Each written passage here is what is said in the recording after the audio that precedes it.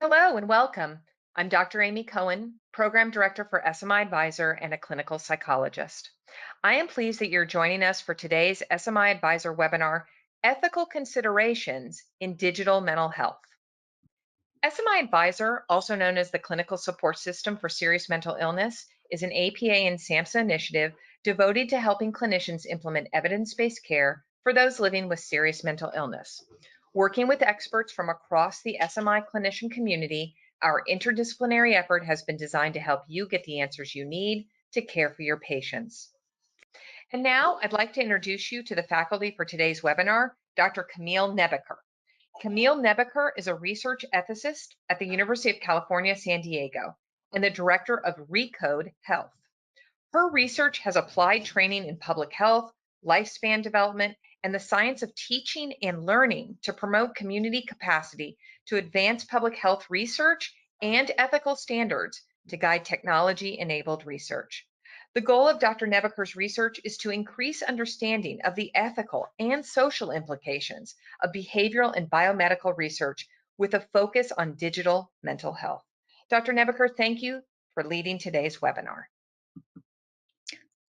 Thank you so much. It's a pleasure to be here, and I'm really looking forward to sharing the work that we've been doing at Recode Health, and that stands for the Research Center for Optimal Digital Ethics in Health.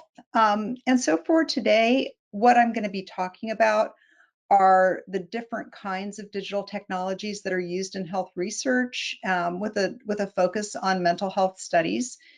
I'll also describe several ethical challenges that are associated with digital health.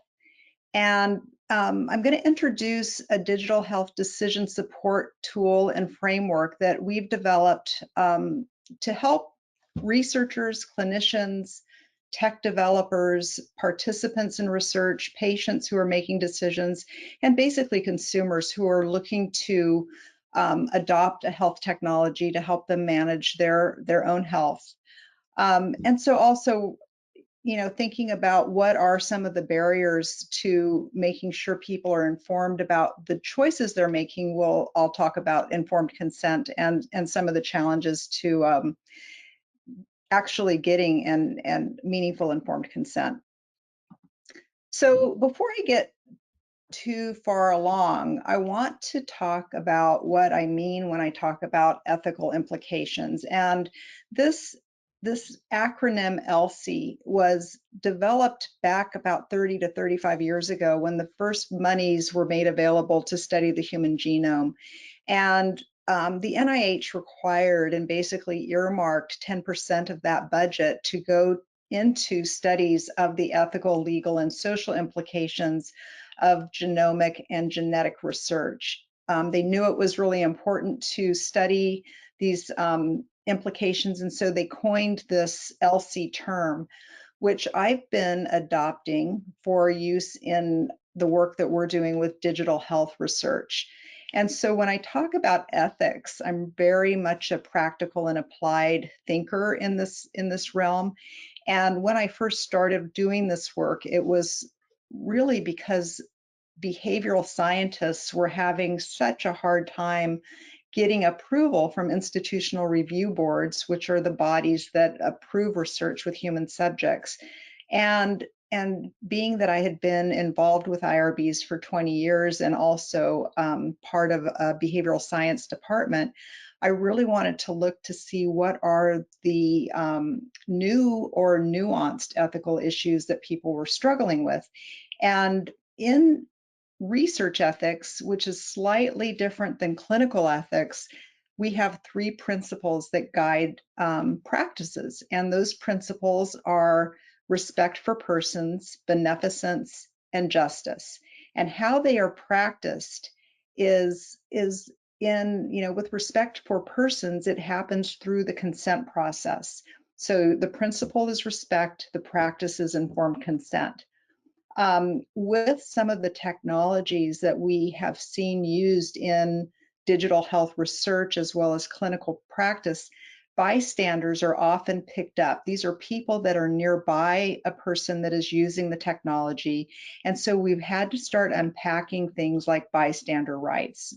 These are people that if you were doing research, they would not be considered participants. And I'll get into that as we talk. I just want to really kind of give everyone some grounding on how I put these different areas of this ELSI acronym into these buckets. And so the other thing about the principles, the ethical principles, is beneficence.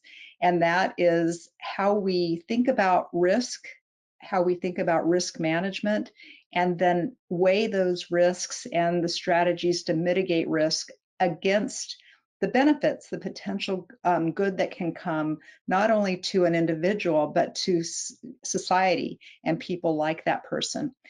And justice, the principle of justice, is really trying to make sure that when people are engaged in a research study that will then inform clinical practice, that they resemble the people that are most likely to benefit from the knowledge gained. And so with digital technologies that are used in health research and clinical care, we really want to make sure that those technologies are accessible, that they have been developed with the person in mind who is going to use it, and that it can be used both short term and long term. And so that is kind of what I call the ethical lane. So risk and benefit, consent, and enrollment of people that are most likely to benefit. The legal and regulatory lane or bucket is, taking into account the federal regulations that guide some of the practices. In research, it would be the protection of human subjects. We also have to think about conflicts of interest. And more recently, there's been new regulations that are focusing specifically on an individual's right to have their data shared by an entity. And so Europe came up with the GDPR and implemented that in 2018. The CCPR is California's version of the General Data Protection Regulation that Europe has, or the EU. And so the CCPR went into effect just this year in California. And from what I understand, there's going to be several states that start to pick up these privacy regulations, and state by state we'll start seeing an increase in regulations around privacy of health data and other types of data that are being captured by digital platforms. The social lane or bucket is the things that we really have to think about in terms of societal benefit. And I think about this pandemic that we're experiencing right now and the pressure to put digital tools in place that can be used for surveillance at the expense of a person's right to privacy or their expectations for privacy. By pushing some of these technical solutions out quickly without a lot of input from stakeholders, we could in fact be introducing some pretty significant risks and unknown unknowns. And so this is an area that really requires a lot of thought. And so, as a person in this ethics ELSI domain, this is the work that I've been doing for the past 25 years, really thinking carefully about how do we do this research responsibly and ethically and engage the right stakeholders in the process of deciding what that is. And so I just wanted to use this first few minutes to give everyone a grounding of what I'm thinking about when I use the term ethics. So to give you some background of what we're talking about when we talk about digital health, this is a figure that a colleague of mine at UC San Diego, Dr. Kevin Patrick, created probably about 3 or 4 years ago. And I think what's so fascinating about this, and it's just, such a nice way of showing all the different sources of data that are actually health data. And we may have been thinking, oh gosh, the electronic health record is our go-to. That's where there's so much important health data. And those of you on this webinar are probably well familiar that the electronic health record was designed as a billing system, not as a source of health diagnostics, but it's being used like, incredibly useful for many in terms of applying artificial intelligence algorithms to make predictive analytics. And in some cases, it's really helpful in terms of reducing burden on physicians, but it also is a tool that can be potentially dangerous if the data in that database are not representative of the people that we are trying to help. The other source of health data that is really taking off is the microbiome. We've always, we've had a long history of going through and accessing genomic data. Environmental data is something that is really telling with respect to how people are moving through their environments, where they eat, where they shop, how they move. And so for public health, for health care, we really have to take into account all of these different sources of health behaviors, including social networks that can be used to do predictive analytics on outbreaks. I don't know how many of you were following how Twitter was being used right after the outbreak in Wuhan, China, to identify how people moved out of that province around the globe to be able to see how this disease was going to spread. So when we think about all of those different sources of health data, there are different types of tools that are being used to capture health data and or to capture information using survey techniques. Like instead of asking somebody to recall what they've done 2 weeks ago, you can actually deploy a short survey through their mobile phone using a tool called ecological momentary assessment. And so rather than have somebody come into a lab or to recall, behaviors that have happened in the past, you can deploy these surveys in real time and capture accurate information in real time from a participant. So the mobile phone is one method of capturing information about an individual. This is the tool that actually got me involved in digital health research ethics. And my colleagues in behavioral medicine were really interested in how healthy people behave in the wild. And so again, rather than asking them to come to a laboratory and disclose what they were doing and trying to remember, they would ask them to wear a camera that faced outward, and the camera would record what they were doing, or basically first person point of view, every 7 seconds. And so by the end of 1 week of participating in a study, they would have about 32,000 images of their everyday life stored on one of these types of cameras. So this camera up here on the left upper is called a SenseCam. It was made by Microsoft, and it was initially made to help people experiencing early onset Alzheimer's or dementia remember what they had done during the day. So it was used for assisting in recall. This one here is called the autographer, and this camera is one of the research tools that was used in looking at everyday behaviors. It's been used with children, with older adults up to 102. And again, these are just new tools to better understand how people behave in their everyday life. This is a sensor that was created by a colleague of mine that's in bioengineering, and he has used these kind of sensor tools. This is about 1.5 inches by 1 inch, and it's placed on the skin. It's like about the size of a postage stamp. And you can see that it has temperature gauges, ECG sensors, EEG sensors.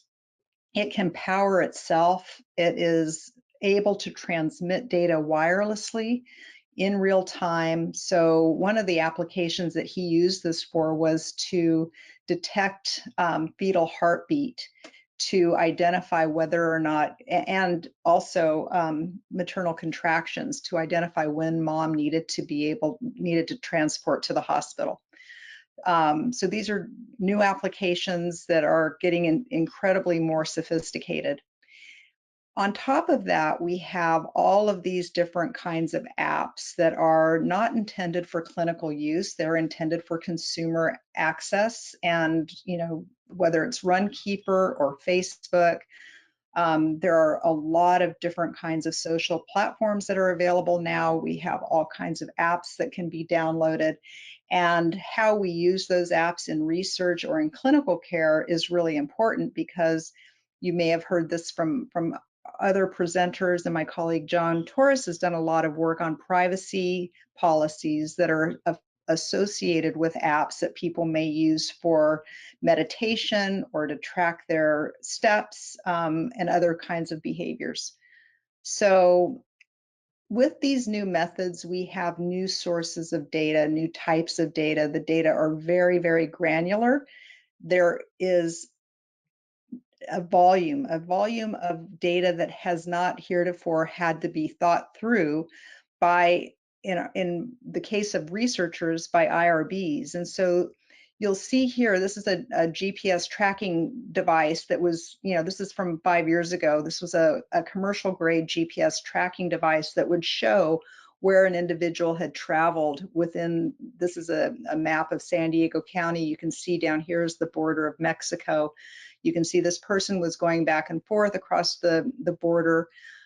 These traces can show to the minute where a person was at a given time.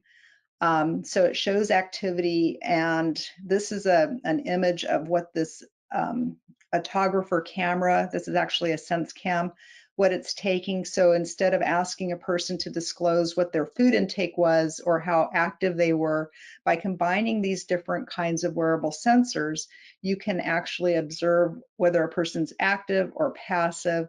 You can confirm a dietary intake to what they're actually eating. You can just capture so much more data than you ever could before to better understand a person or an individual and their patterns. When we started the research that we're doing, these commercial products did not exist. So Fitbit had not yet come out. And one of the things that I found really interesting is that once they did come out, their terms of service and privacy agreements, if they in fact had a privacy agreement, were not in the best interest of the consumer. And in research ethics, especially with research that is governed by the federal regulations, there are statements in the federal regulations that require that the research not jeopardize the rights of an individual to file a claim if they're harmed. What Fitbit has done is they've waived that. They basically said that they have no right to file a claim, which in fact contradicts the federal regulations. And so for a researcher using one of these devices, they would not be able to use it without violating the federal regulations for human research protections. And so there's been some interesting tensions between these consumer grade wearable sensors and researchers who want to use them to capture information about research participants. Um, Again, with the explosion of health technology companies, I think it's really important to pay attention to whether or not these companies are vetted, whether or not they have proven any type of evidence to show that they're effective.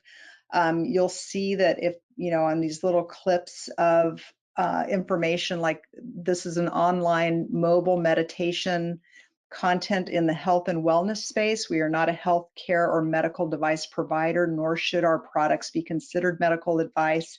So these disclaimers are in many of these different kinds of products.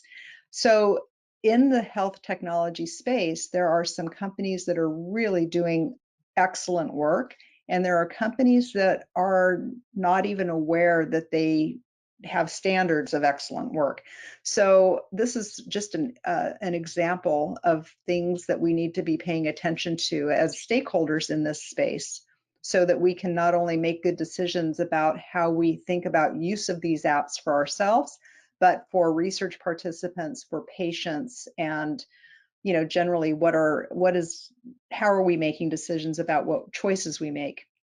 So with that, we have new challenges and opportunities, and basically we can monitor or be monitored. We can deliver interventions 24/7 on the fly and in real time. And so never before have we been able to do this kind of research or clinical management. Now that we have these technologies, we can actually do things that we've never done before.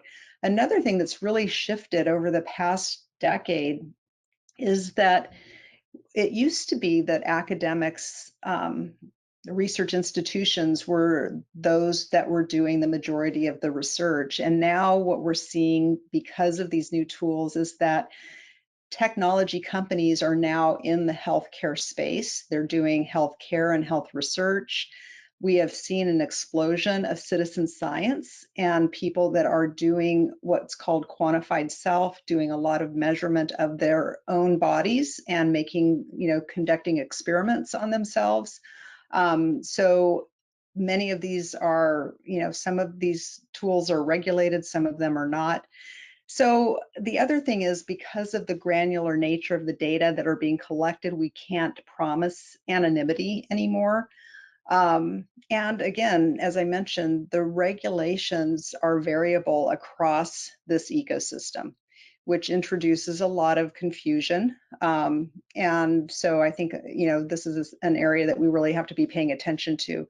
And something that I've tried to do, and I'm still tinkering around with this figure, is trying to map who is in this ecosystem, the extent to which they're regulated or not, whether they're trained or not. And when I say trained, I'm talking about trained in the scientific method. They actually have the formal education to carry out research experiments or provide clinical care. Now, we have people that we've worked with in participant-led research, which is also sometimes called patient-led research, where they may be brilliant engineers or CPAs, but they're not researchers or clinicians. And so they have very little acculturation with respect to ethics in their training. They may not know how to think about risk and benefit. They may not have a good sense of how even to think through what decisions they're making. And so I've worked quite a bit. If we look over here on the left side, with people who are learning how to use these tools to solve their own problems. And these are people that in many cases feel that the healthcare system has failed them, and they want to start using different kinds of self-tracking tools to help them better understand what's happening in their own life, in their own health. And then in some cases, they want to communicate this to their healthcare provider. In other cases, they've gotten fed up. And so I've helped a couple of these groups think through how would they implement ethical practices given that they're not regulated, they are not well trained, and they have no ethical acculturation with respect to doing this kind of work. The other group that I've worked quite a bit with are community health workers and promotoras. And so I'm in Southern California on the border in San Diego, and we have a very large population of Latino in this area. We also have a large refugee community and Native Hawaiian Pacific Islanders. And so community health workers, which, I mean, they have probably 200 different classifications across the globe. Promotora is a term used locally for Latina, mostly Latino women, although not exclusive. But these are people that are from the community. They know the customs, the traditions, the language of the community, and they are the bridges between the academic researcher and the community where research may take place or any kind of access to improve the health of a community. So I've worked with the community health workers for 20 something years and have focused a lot of my work on developing educational materials to help them understand what the scientific method is. How do you design and implement research? How do you work with academic researchers? What is their role on research studies? How do they manage data? How do they implement informed consent? So that is a group that I think is increasingly becoming more important because especially right now with the need to do contact tracing around COVID, community health workers are playing a really key role in our area. And, with the Native Hawaiian Pacific Islander community, they're called community health navigators. Like I said, with Latino population, it's promotoras. Um, so that is another area where they're unregulated except when they're working with academic researchers who are. They have very little formal research training, but they have very much a role in research. So it's really important that they do have the training and they want to learn how to do research ethically. So this group here falls in the middle. And then we have here bio and, the pharmaceutical and the tech industry. I would say pharmaceutical is going to be more like academic research where they have a lot of rules. They have extensive training for research ethics and documentation, informed consent. This group here that I was thinking about is, you know, big tech. It could be health tech startups where they may have regulations and it may not be specific to research. So unless you accept federal dollars from Department of Health and Human Services to conduct research, you don't have to sign an agreement with the government that you're going to follow the rules or the federal regulations. So a lot of the health tech companies that are doing research don't have the same regulations that those of us in an academic environment have. So because of that, I put that group, many of the people that are working in this industry they're formally trained clinicians, psychologists, psychiatrists. They have gone from an academic setting into industry, so they bring their knowledge with them. They also often have extensive clinical and research ethics training. But what's variable with that group is the degree to which they're regulated. And so if you have questions about this figure, I would love to talk more about it to figure out how do we make it a little bit more comprehensive. So with this comes a lot of research questions that we've been asking over the years. We're trying to understand whether or not machine learning and artificial intelligence can make clinicians more efficient and effective. What kind of things we need to look out for. I'm working now on a study called Artificial Intelligence and Healthy Aging. So we have 100 people enrolled in a study. They're all over 65, and we're learning how do people age over time and how might we use artificial intelligence to improve the likelihood that they can continue to live independently? So is it possible to put sensors in somebody's home, on their remote, on the floor, under their mattress, on the teapot, on the canned goods that they have in their refrigerator, to understand how they move through their environment every single day, so that when things start to change, we'll be able to pick up those micro behaviors and maybe make inferences about what's happening with that individual. Those kinds of studies are happening, and they could end up really helping people in the long run. But there are a lot of really interesting privacy issues that we have to think about and work through. Um, and we have been doing a lot of that work with the older adults that are participating in our studies to find out what they want back in terms of information, what would be valuable for them, why would they end up staying in a study for 5 years without getting anything back of value. So we're working on that. We also, as I've mentioned, the governance of this digital health environment is not consistent. So we have variability with respect to our conventions, our norms, our regulations. We have a lot of data that need to be managed, and yet we don't have any consistent structures or guidelines for how that data should be managed.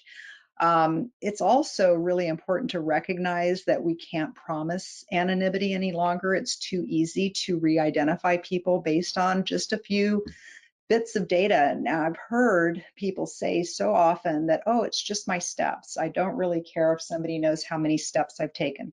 But if that data from steps that Fitbit has is then merged with Google, which it now can be because Google has acquired Fitbit, you can tell and this is some work that was done from Evidation Health, that out of 100,000 people with 6 steps, you can figure out who that person is. So and then consent is something that I think is a cornerstone of so much of what we do. And how can it be truly informed if our patients or participants are not technology literate, are not data literate? And this is really important because most people don't understand how these technologies work, where their data go, who can access it, and as we mentioned, just norms for privacy are changing, but they may not be changing with the person's preferences reflected. And we've done a lot of research on looking at how IRBs are thinking about digital health studies, what they identify as risky, what they think about with respect to bystander rights, things that they're missing that we think are particularly important to capture. We've looked at participants to see what their experience has been using these wearable sensors, what their concerns have been. Um, we have looked at different cultures. We've done studies with Latino, refugee, Native Hawaiian Pacific Islander to find out what kind of issues or concerns they have with respect to digital technologies, specifically those that pick up health behaviors. And then we've looked at participant uh, terms and conditions to figure out whether or not they are written in any close way to something that would be accessible to an individual. We were interested in um, apps that were targeting adolescents and to see whether or not any of these privacy policies were even thinking about targeting a reading level that was maybe around the 6th to 8th grade. We've looked at the NIH reporter database to see what kinds of institutes are funding this research, how that's changing over time. And it's growing rapidly. So this is not something that's going away. If anything, it's really picking up. And so part of what we're doing is we're wanting to make our research results easily accessible to people. So we've been publishing all of our papers and webinars and other educational content through our eScholarship site. And we do webinars that are all available on the Recode Health website. One thing that we've really spent quite a bit of time on that I'm going to spend the next 15 minutes on is this digital decision support framework and checklist. This is something that we started to develop because we really wanted researchers, clinicians, app developers, and consumers to be able to know how to think through what they needed to think about so that they could make informed decisions about the use of a digital tool, whether it's a wearable or a mobile app. And the human-centered design process is something that I have incorporated into pretty much all of the research that we do, where what we want to do is think about what is the problem, how do we start thinking about what we want to develop, and throughout the process, make sure that we're engaging the audience that we're building something for. How do we develop it, then test it with them, then do a beta release, then get feedback, and we just continue to do this iterative cycle of building what we're hoping to develop as a tool. And so we did a process like that when we started to develop what we have now called the digital health checklist. And we used as a starting point the APA checklist that Dr. Torres developed.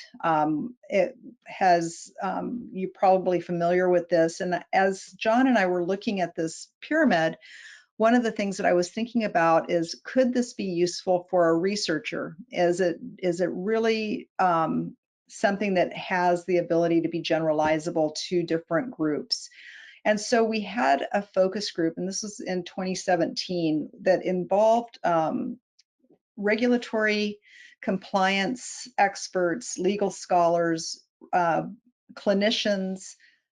It was healthcare workers, researchers. We had a nurse, we had an anthropologist involved, and we kind of broke it down. And our outcome was this: these are the things that we really think are important. We don't think it's quite the shape of this pyramid. We think they're equally important. They may be equally, some may be more important for some people than others. It might depend on the device and how it's going to be used. And so we took their feedback and then created a survey that we deployed with a group of behavioral scientists. And we asked them to reflect on the last study that they had done and to go through our checklist and to identify whether or not it was either confirming that they had thought about all these things or revealing that they needed to think about these things and maybe hadn't. And so through that process, we created this framework which is grounded in ethical principles. And so respect for persons, beneficence, and justice that we spoke about earlier. And then we added respect for law and public interest, which was a fourth principle that came about as a result of the Menlo report, which was created by cybersecurity experts who were affiliated with the Department of Homeland Security in 2012, recognizing that information and communication technology research was going to rapidly increase, and they wanted to make sure that they had guiding principles. And this involves a lot of work with artificial intelligence. And so knowing that artificial intelligence, machine learning is a big component of digital health, we wanted to make sure we were thinking about how respect for law and public interest was critical to this kind of decision making. And so the focus groups and the surveys with the behavioral scientists led us to this framework, which again, grounded in ethical principles, but what they were telling us is that access and usability, privacy, data management, and risks and benefits were the key domains. And from this, we started developing the checklist questions. And this is in no way comprehensive in that it is going to be constantly evolving. And so we have this up on our website in a beta test form that I'll share with you all in case you ever want to use this. It's open to the public. We have space under each one of these domains for people to add or ask questions or add items to the checklist that might be useful for others in the future. So with this domain, we're talking about whether or not the product design, whether it's been really informed by the end users. Can they use the tool? We want to know how it works, how information is communicated to the user, whether or not it's been used with the target population, whether accessory tools are needed like internet access or a smartphone, and can it be used both short and long term? And so on the right over here, you can see that we have all the ethical principles labeled, and then under each one of these ethical principles, we've identified checklist items that we think are aligned with those principles. So privacy is about the personal information collected and expectations of the patient or participant to keep information secured. And if shared, what is collected, what is shared, why is it shared, and what control does that end user have? And again, similar to usability that we just showed you, again, the checklist is organized based on the ethical principles. Risks and benefits. This is the domain that we use to evaluate the types of possible risks and the extent of possible harm. Once we can identify what those risks are and how they can be mitigated, then we can assess whether or not the benefit or potential benefit is reasonable in relation to potential risks. So we're thinking about the type of harm, whether that's psychological, economic, reputational, physical, how severe is that harm? How long is that harm going to last, and how intense is it? So these are really important steps to think about when we're thinking about how do we assess it. But then also, I'm a big advocate for making sure that the person at the end is able to make a decision about how this works for them, and really respect autonomy, give people the information they need so that they can then make that decision. So what we're coaching people to do is think about, like under beneficence, you'll see here on the right, we want to know whether or not there's any evidence to support that this technology is reliable and valid. Was that evidence peer reviewed? Are there risks that are unknown? And how do we convey information about that to a person that may be adopting this? So all of these things really need to be thought through before making a recommendation if you're a clinician, before choosing this tool as a component of a research study, or even as a consumer, what do you need to think about before downloading that app? Data management is the fourth domain, and this is really about how data are collected, stored, shared, and whether and to what degree they interact with other systems, so the interoperability. We want to know what is collected, what is shared, why is it shared, and again, what control does the end user have? Can they opt out? Can they take their data with them? All of these things are really important and are not consistent because we don't have standards and norms in place yet to really direct how this is all happening. So the path forward is to move purposely and fix things, which I've adopted from Omidyar, a blog that they wrote back in 2019, instead of move fast and break things, which is not something that's going to help us moving forward. And so with our Recode Health Center, which you see San Diego is supporting at this point, but we're moving into external funding to keep us moving along, is that we're shaping responsible and ethical practices in the digital health sector. We do research, we provide consultation, we have education, and I mentioned that we have this digital health checklist, which is part of our tools that we make available. But we also have created the Building Research Integrity and Capacity educational modules, which is really for community health workers, people that are instrumental in helping with sharing information with communities. We really want to help make sure that they have the capacity to do their jobs well. And so we've invested in creating that education for people, community members. And then the core platform is something that we started creating back in 2015 as a learning ethics system for the digital health research community. And it's a platform, we have a forum, we have a resource library where people will share their IRB protocols, consent language. We have a forum where people can just ask and answer questions. And we have a network now that is close to 900 people globally that includes nurses, psychiatrists, legal scholars, ethicists, regulators, behavioral scientists, computer scientists. It's just a really rich community that we've been able to create. And with that, I think what I'll do is stop here. And this is information if you'd like to contact me. And I'll put it over here to turn it back over to you, Amy.